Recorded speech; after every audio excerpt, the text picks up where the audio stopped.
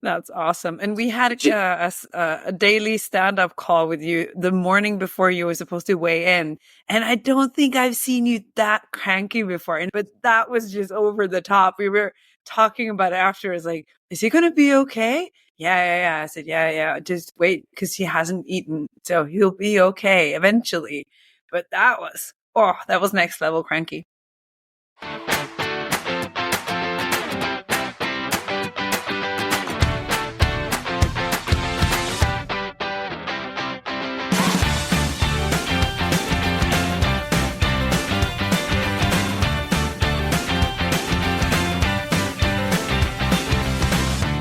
Hello, everyone, and welcome to the Power Platform Boost podcast, your timely source of Power Platform news and updates with your hosts, Nick Dolman and Ulrike Ackerbeck. Hey. Hey. How are you? I'm doing good, thanks. In another exciting bi-weekly pile of a whole bunch of things that we keep thinking, we're not going to have enough. And then I look at the list and we have a ton again, as always. As always. And you had an exciting week. You were competing in the nationals for your powerlifting. How did it go? It went well in terms of I got 2 golds and a silver, so happy about that. Thanks. In terms of what I am capable of and the numbers I know I can do, not close to what I want. So, but that's just powerlifting in general. You always want more. You always think you can do more. But it is what it is. I'm happy. I'm pain free. That is the main thing. I didn't re-injure myself. My shoulder did not act up at all. Even in the bench press competition we had, because I hadn't been training, me and my coach had to pull some shenanigans, and I'm not going to get into all to the details because you'd really have to understand powerlifting and shirts and training and putting them on and whatever. But put it this way, it was a whole big chaotic thing. I did my first lift, jumped in the back, threw in the shirt, tried this, tried that, boom, went up my second attempt, missed it, my butt was up, boom, went back in, third attempt, got it, happy. So. Oh, wow. Sounds like a lot. With the first item on the list is for you. Yeah, Copilot Power Platform Admin Center. This is a blog post. They're talking about a new feature that's coming up. It's beginning to light up. Maybe it's lit up already, but again, talking about, of course, Copilots are everywhere. We're well aware of it. And this is providing a place for educational resources, usage insights, governance controls, content moderation to make sure you have responsible AI principles and practice. So of course, now that these tools are becoming more and more mainstream, of course, the governance tools and all of this stuff is following along. And yeah, we're beginning to see more and more yes, Copilots were a thing. People thought they were a fad, but I think now I'm beginning to see in projects, customers are beginning to ask, we want to start using Copilots into our actual applications and our business applications. So it's becoming real, folks. It is going like a rocket, but Copilot's a thing.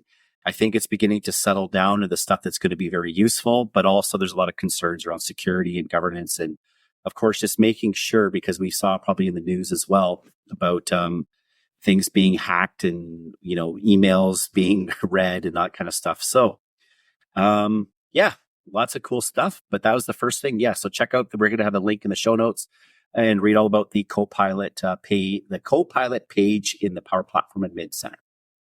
Yeah, I think it's lighting up on my end. And also today, I was diving into the new Power Automate Flow admin panel site, which you can get to from the Power Automate Studio. That gives you kind of an overview of all your flows in your environment.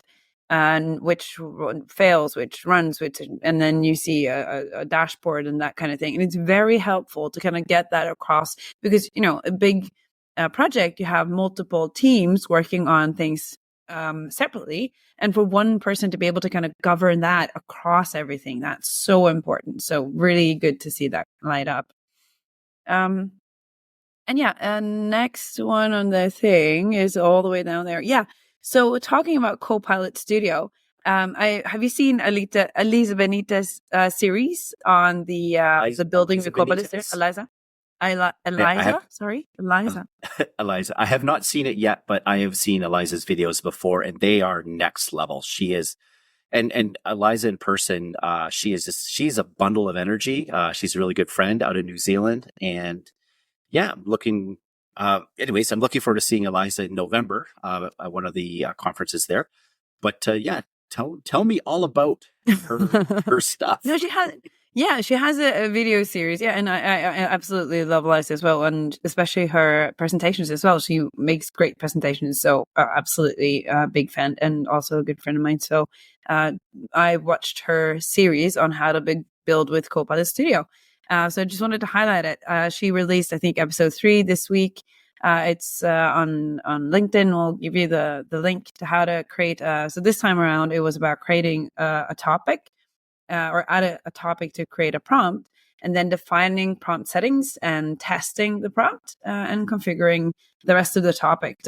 So what she does is she has those variables that you kind of tie to Dataverse data, and she shows how you can then format how the response is supposed to look. So that's a very good thing and I think that applies to a lot of use cases, especially with our customers. We hear that all the time, is that they want to kind of control what the user sees what they get back and how that's formatted. It's a very common request. So I think this really showcased that pretty well. So yeah, we'll have the links to that, of course, in the show notes for you to watch. And then the next one is it's on your list as well. I saw that Power Automate get first item in the list from Dataverse. Now, how many of us have done this the wrong way? So please tell the people right way. Absolutely. I discovered this, I think, just a couple of months ago myself, because you have a list of Dataverse. You use the list from Dataverse action, and then, of course, you get a list of records back. And even though you limit it to one, so you know that you're going to get one response and you're going to get the first one, if you try to use the values that you get from that response in any way, shape, or form, you'll get an apply to each. So it wants to loop through it. Now, the way to get around that is by creating an action using a compose or tie it to a variable where you have the function saying first something, and then you kind of go in and get your variable. That will not create an apply to each. So just give you that specific value. And you can do that for multiple variables or parameters if you want. So it's a very nice and easy blog post by Arun, Potti, that you can go in and check out if this is something that you've run into, because that is something we do all the time. It sounds like that you've looked at a lot of Power Automate flows the last couple of weeks, and maybe noticed a few less than favorable practices. Yeah. And can I just please then also include another tip? If you have a condition, right? You have a condition, you check for something, then you have a true or a false. I see that so many times, especially with the juniors and people learning Power Automate. You're inclined to do the following. You're inclined to say, if something and that value is false, then you have your actions inside the false. And if it's true, you add your action inside the true. Now, if you have a complex flow, that's going to create a branch or a bush or God knows what. Now, if something is redeemed false, you should, of course, handle that in the false on the right side. But if that renders true, it will simply continue downwards to your next action below the conditions. You don't need to put that inside the true box. You can simply put it underneath. That creates a much cleaner, much easier flow to read and to manage. And also using scopes is a very good way to kind of folder and kind of, I don't know, create more of a structured and organized flow. A modular flow and stuff. And of course, and also using child flows and things like that. But of course, it's like Power Automate. It's easy to use, which is a good thing, but it's easy to use, which is a bad thing. So you see a lot of this stuff. It's funny. True. We talk about my weekly text exchange with our good friend Daniel Lakowitz, and this was a bit of an argument between him and I on the design studio and best practices and things like that. So I know Daniel's very much pro new studio. I'm still stuck a little bit in the old one.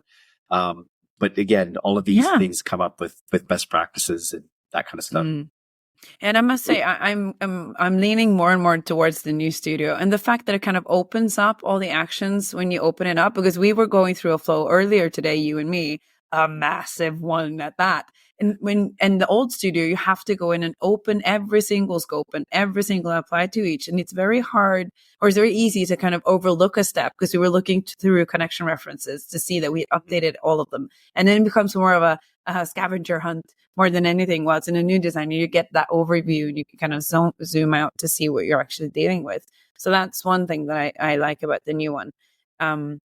But yeah, it's very easy to make simple mistakes that kind of clunk everything up. And also I see the big flows, doesn't necessarily have to be, people have an inclination to think, oh, if I have a massive flow, then I need to divide it into separate child flows. Well, that doesn't really help anything because it's going to take the same amount of credits, the same amount of time, or even longer if you divide it up into smaller pieces.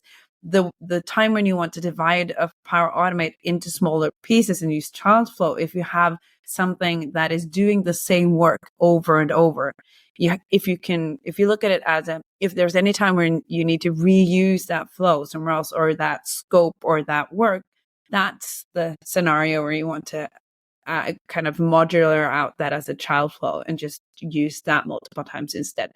So, but it's of course case by case, and we are still learning as well. And but I absolutely love Power Automate. I must say, the more I work with it, the more I like it. Oh yeah, it's as much as I know I'm a Power Pages guy, I've told people when they ask me what's my favorite tool, hands down Power Automate, because the amount of things that can do. It's one of these things. If I could send a tool back to my past self when I was first week at CRM, it would be Power Automate hands down, because there's so many things over the years that we've had to fandangle and build and clunky interfaces that Power Automate would have just solved so easily. So. I know. And and I was talking to another colleague of ours the other day, and he was kind of grumpy, and because now with all the connection references, we have to do work a certain way and it's a bit of a hassle. But then he kind of caught himself and he said, but man, that thing's powerful. And I was like, yeah, because we're kind of grumpy about, it's a bit difficult to get everything in a huge project to work. But man, if we had to do this by code, that was going to be so much work, right? So you just have to check yourself every now and again to be like, oh yeah, it's powerful.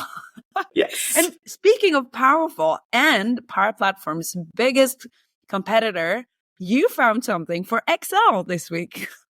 What I just saw this week, put out by our good friend Jonas Rapp, of course, out of Sweden. Super great guy, super smart. Jonas, we absolutely love the work you do. And with Fetch XML Builder, of course, if you're working in the Power Platform, if you're writing reports, or even if you're doing Power Automate that we were just raving about, or doing any kind of development, of course, you're using Fetch XML. If you're still going the old way by doing an advanced find and exporting it that way, like seriously, stop.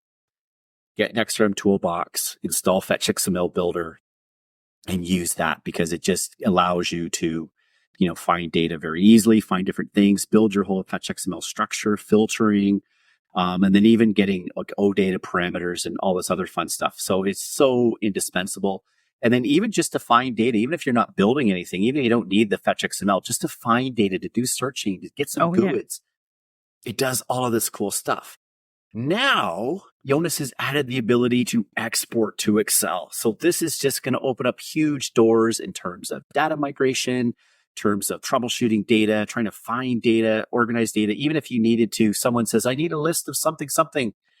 This is, to do this within Fetch XML Builder is just going to be absolutely awesome. So I am super excited about this new feature. And thank you, Jonas, and for all that you do, and for Fetch XML Builder. And if there's one thing I could ask our listeners in the community, in XRM Toolbox, whether it's Fetch XML Builder or some of the other tools, there is a donate button there, so you can donate something. Just buy Jonas a beer, buy him a pizza. I mean, or even just provide feedback. I've talked to these developers before, and what they're looking for is just feedback. How can we make their tools better? What do you like? What do you don't like?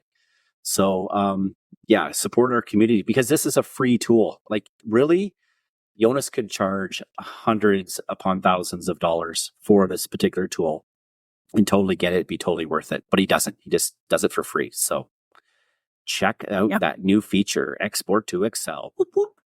Yeah. And yeah, it's amazing when you look at it like that, because the amount we rely on the Extreme toolbox so much, especially Fetch XML Builder and those kinds of tools.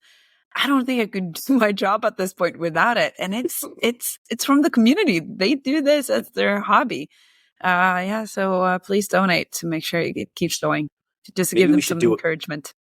We should just do a favorite tools episode one day, maybe. When it's a slow news week, maybe. Didn't we? Didn't we do Boost Quest on that once? I think we actually did a Boost Quest on it. Oh, that's right, we did. Yeah, okay. Yeah, and the slow week. What world do you live in?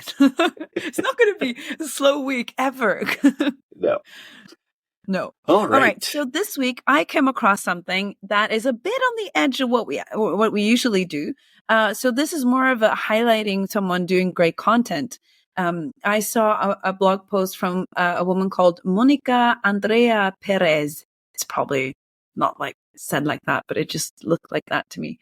And it's about human resources model-driven app for finance and operations and project. Dynamics 365 human resources app in finance and operations. And it's a model-driven app that is meant to make expenses and permissions for leaves and that kind of thing for employees easier. And she kind of goes through the prerequisites you need and how to install it and what to do with it. So it's more of a showcase of an app, which is in preview more than anything. But I found that she'd written a lot of blog posts about human resources, especially that app, and also finance and operations in general. So if that is content you're missing out on that you need to dive into more, check out Monica's content, because she writes very good blog posts. Awesome. Yeah. No, I know we don't talk about Dynamics 365 all that often, but it is very much part of the Power Platform. So yeah, that's great. And and especially now I'm seeing more and more projects of people building model-driven apps or even Canvas apps that do tap into Dynamics finance and operations. So our worlds are colliding or merging or whatever. So we need to be on top of speed as well. I know. Yeah, we do. And I see so much, Business Central as well. So it's coming our way. It is coming. Speaking of big things, our friend Olena from Australia, Olena Grischenko, she wrote a pretty interesting blog post about the uploading large files. Now, a few weeks ago, I did a video and a blog post about the new ability to upload large files. Of course, I just showed more of the configuration side of it. I did point to there is documentation around the web API. Olena has dug deeper and she's gotten into the code a little bit because she had a specific use case about downloading these files from the user side. And so doing this, she did dive deeper into the web API code and gave some good examples and some sample code in her blog post. And like she said, it is a bit of a work in progress. But this is, again, Olena's a great contributor to the community. And I think this is the second week in a row we're talking about her stuff and about how she's diving into this. And I know that Olena works on projects. So she takes, again, like everybody in the community, she takes what she's learning in a project and sharing that, because if she's running into it, other people are going to run into it or running into it now. So thanks, Olena. There's, and even she's talking about the upload file chunk. We talked about chunks last week. So a lot of cool stuff. And all the code is in there too. So check out her blog post on that. Thank you, Olena. Yeah, great job. And also another thing on Power Pages. Yeah, I think this has my name on it, but I thought you found it, but that's all good. Maybe we both found it and I put it in first. I don't know. But this is on Michael Carlo. Talking about using a custom rich text files table to store images, because he sort of talked about the fact that normally if you're setting this up, you're using the MS Stein rich text files table. And of course, I've just been working on the content for our Top Gun all about security and table permissions and things like this, realizing if we apply table permissions to a particular table, that's going to expose everything in that table depending on how you go about it.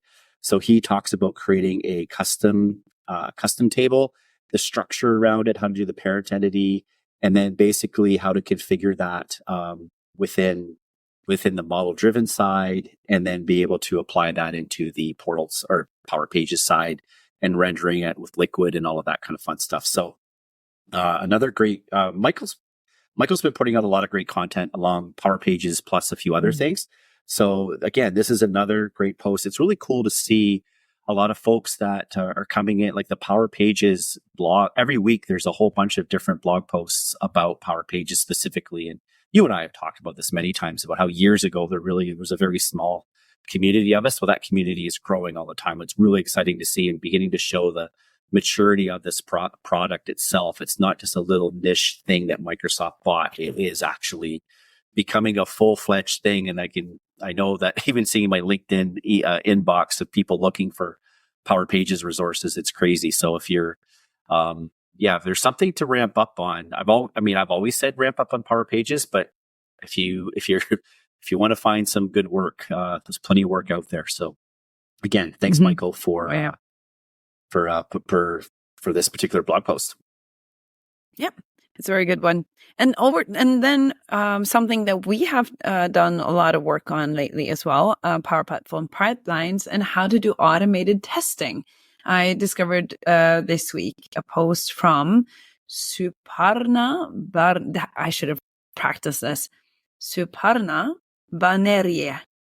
How would you say that?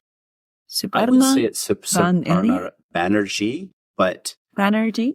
Yeah. I'm sorry. We're very bad with these names, and we don't mean it if we say them wrong. It's hard sometimes. And she went through her blog post is about how to set up a Canvas app with some validation and then set up a test case that goes through and kind of inputs data. You use the testing studio to kind of record you're testing the app, and then you can add that to the pipeline. So as the pipeline runs, it will run your test to validate that this thing that you put in still works. I think that was brilliant. And I really haven't looked into the testing studio a lot. So that was really most of all, it's a good blog post. It was very easy to follow, but also thank you for kind of pointing that out and bringing that to my attention about that testing capability embedded into Canvas apps. So if that's something you need to look into, you'll get the show note links in the show notes. Yeah, for sure. And like I've been digging into pipelines and running flows and things, and I got some content coming in terms of updating authentication providers and everything. Like the more I'm looking into pipelines, like yes, I know it's not Azure DevOps pipelines, it's the Power Platform pipelines. And the more I dig into it, the more I get excited about what's coming and what's there and what you can do. And just I remember like exporting and importing solutions and like why use pipelines, press a button. Now it does get a little disheartening when you come back a few hours later on a big import job and to see that little failure and you got to dig into it. But at least now, with tying into Power Automate things, we can get those alerts and messages. So at 2 a.m. when it fails, you can get up and fix it then if you have your alerts on. So I don't, by the way, but.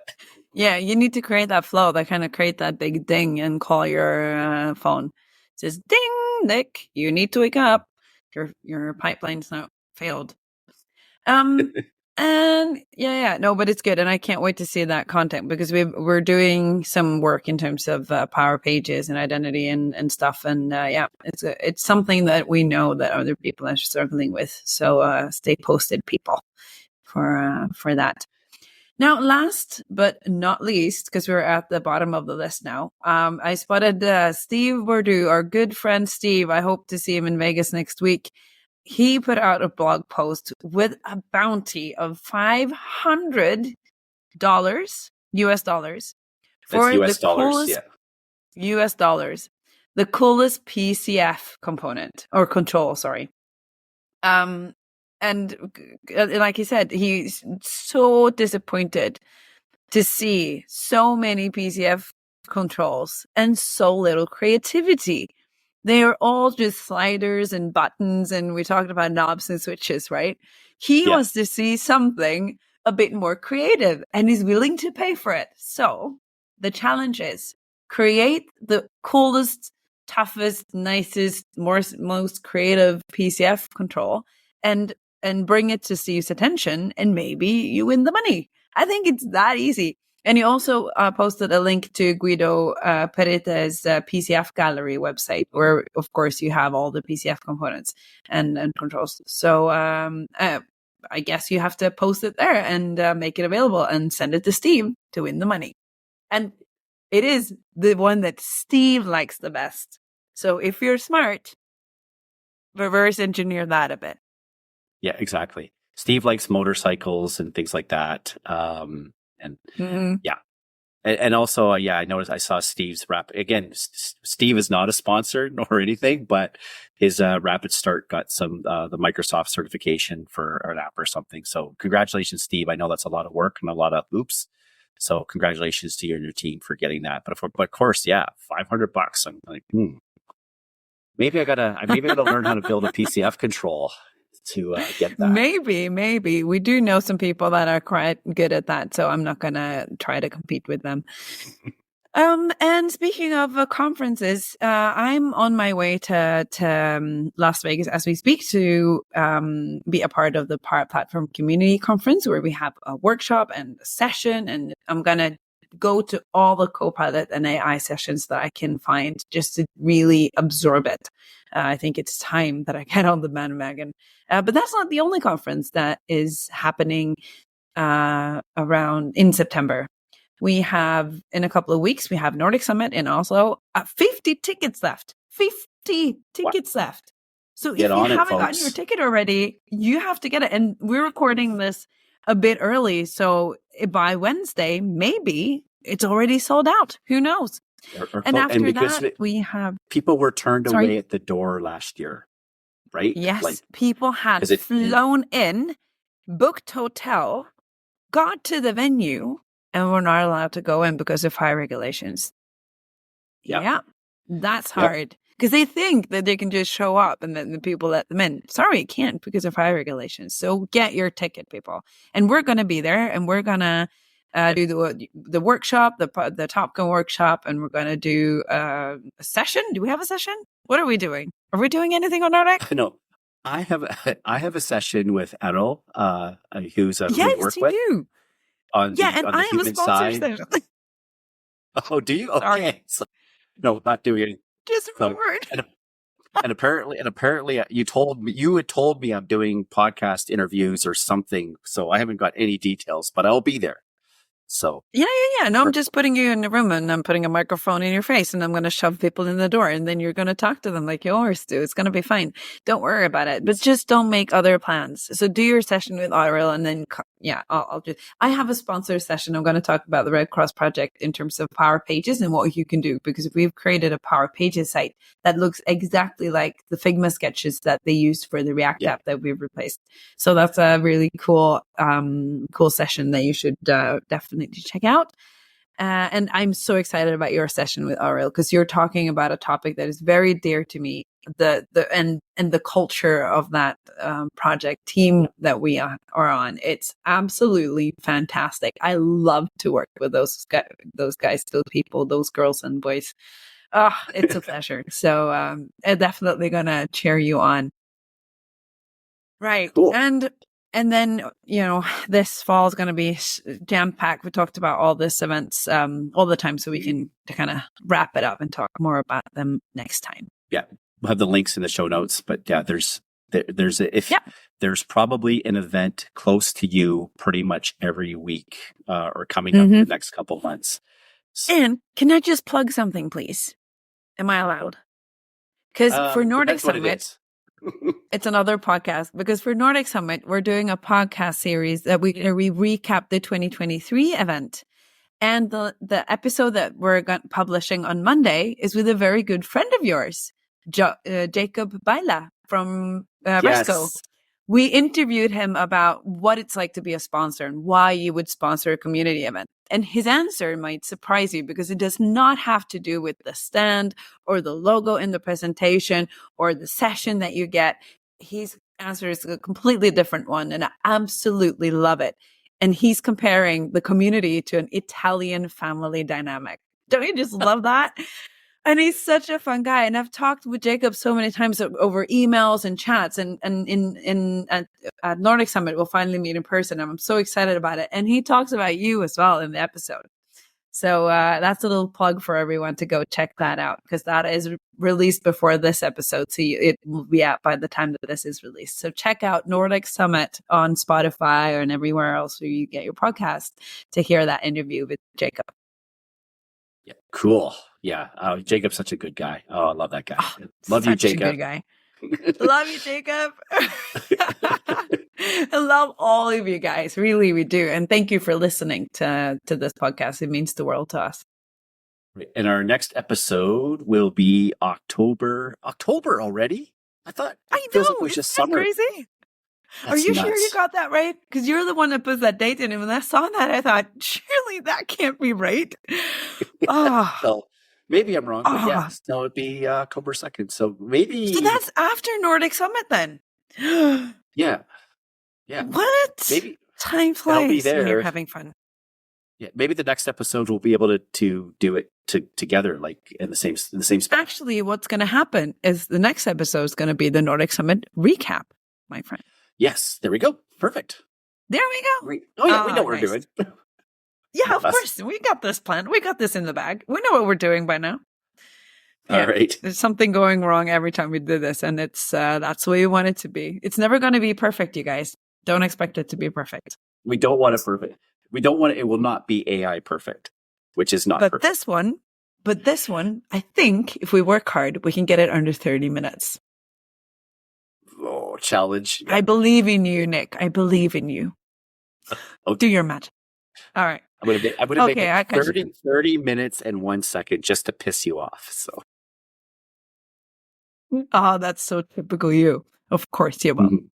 Right. Okay. I'll catch you later and have an awesome week. Bye. Bye-bye. Thank you for listening. If you like this episode, please make sure you share it with your friends and colleagues in the community. And be sure to leave a rating or a review on your favorite streaming service. That makes it easier for others to find us. Follow us on social platforms and make sure you don't miss a single episode. Thank you for listening to the Power Platform Boost podcast with your host, Ulrika Ackerbeck and Nick Dolman. See you next time for your timely boost of Power Platform news and updates.